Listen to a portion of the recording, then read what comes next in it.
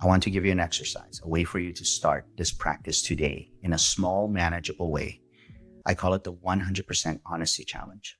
And the goal isn't to have a huge, dramatic, life altering confession. The goal is to find one small, low stakes opportunity to choose your authentic self over your performance, a way for you to give a voice to that shadow part of yourself.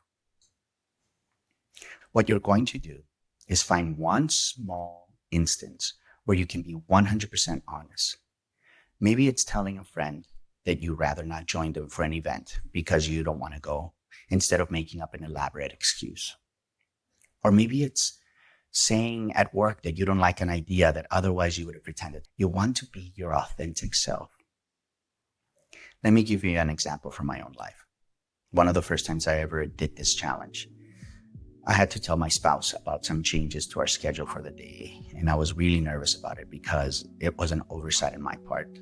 And rather than mentioning it, I kept putting it off because it was my mistake. And the pang of anxiety came with the negative story of, shit, Pedro, this is why people can't trust you. So in that situation, normally, my old pattern, my performer, would have shown up. I would have made up some excuse of plans changing that were outside of my control and managed the situation to make sure that my spouse wasn't flustered or would think anything negative of me. Because remember, my shadow is afraid of being abandoned. And so even small mistakes I make are amplified in my mind. So that's a performance designed to avoid any potential conflict by hiding a mistake.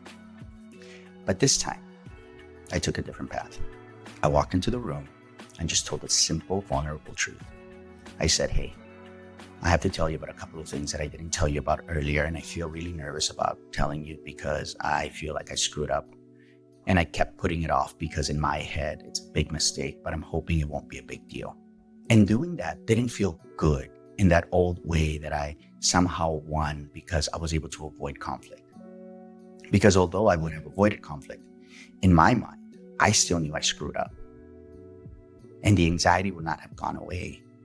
And I wouldn't have given my spouse the opportunity to show me that it was no big deal.